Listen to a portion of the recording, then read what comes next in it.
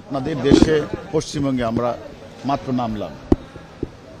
আপনারা জানেন যে ক্রিমিনাল অ্যাক্টের 3 এবং আমাদের যে এক্সট্রা টেরিটোরিয়াল অফেন্স বলে একটি কথা আছে, অর্থাৎ কোনো ব্যক্তি যদি বাংলাদেশের বাহিরেই নিজ দেশের বাহিরে কোনো অপরাধটা করে,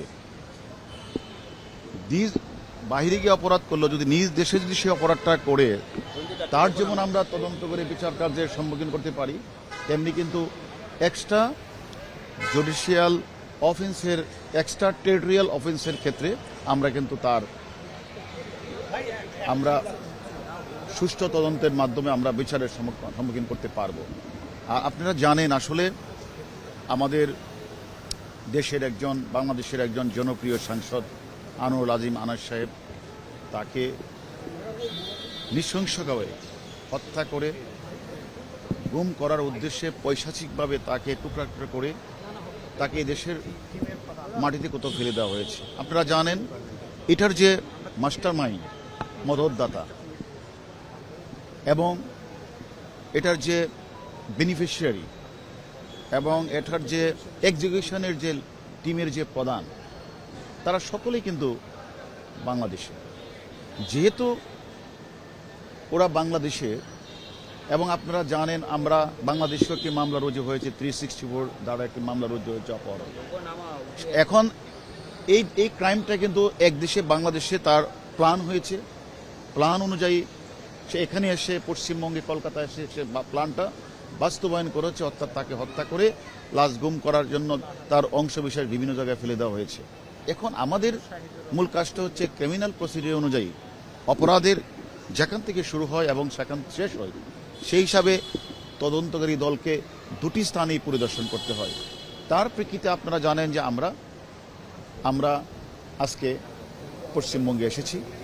আমরা একজন গুরুত্বপূর্ণ আসামি যে এক্সিকিউশনের কাজটি করেছেন পশ্চিমবাংলার কমিউনিস্ট পার্টির নেতা শিমুল বিশ্বাস, সেখানে আমানুল্লাহ নাম করে এখানে এসেছেন, তার কাছে আমরা অনেক তথ্য পেয়েছি।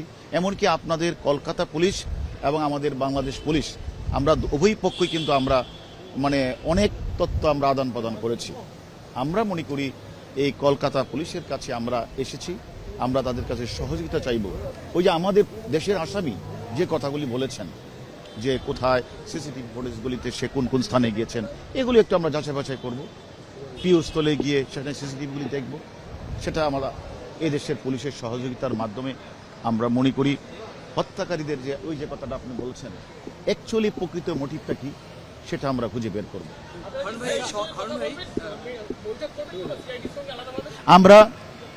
আমরা যথাযথ কর্তৃপক্ষের মাধ্যমে তাদের সাথে আমাদের যোগাযোগ হচ্ছে। আমরা তাদের সাথে, যেহেতু এখানকার পুলিশ আপনারা জানেন 3 দিন যাবৎ বাংলাদেশে আমাদের আসামির সাথে তারা একেবারে সামনাসামনি কথা বলেছে। আমরাও কলকাতা পুলিশ, বিশেষ করে সিআইডির কাছে আমরা অনুমতি চাইব যে আমরাও তার সাথে কথা বললে হয়তোবা ওই আসামি যে তথ্যগুলি আমাদেরকে দিয়েছে সেই তথ্যগুলি যাচাই বাছাই করা এবং হত্যাকাণ্ডে ব্যবহৃত বিভিন্ন স্থানগুলি যে কথা বলেছে সেগুলি আমরা তাদের সহযোগিতায় স্থানগুলি পরিদর্শন করব। এবং আপনারা জানেন তার লাশ এখনো আমার জানা মতে এখনো উদ্ধার হয় নাই। এখন আমরা ওনাদেরকে কোনোভাবে তাদের সাথে থেকে আমরা পুরো লাশ অথবা অংশবিশেষ আমরা উদ্ধার করতে পারি কিনা আমরা তাদের কাজে সহযোগিতা করার চেষ্টা করব।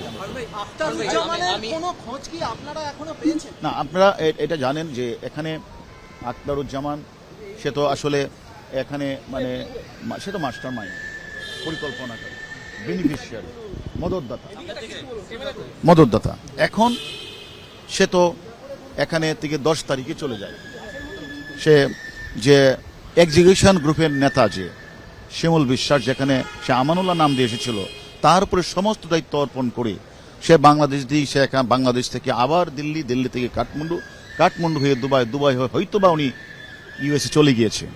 আমরা আমাদের বাংলাদেশের ঊর্ধ্বতন কর্তৃপক্ষের সাথে কথা বলেছি তাকে ইন্টারপোলের মাধ্যমে কিভাবে কাজটি করা যায়, এবং আমরা এই বিষয়টা যেহেতু এখানে হত্যাকাণ্ডটি পশ্চিমবঙ্গের কলকাতায় ঘটেছে, আমরা কলকাতা পুলিশের সাথেও এই বিষয়ে ইন্টারপোলের সহায়তা আমরা একসাথে যদি চাই এটা আরও ভালো হবে।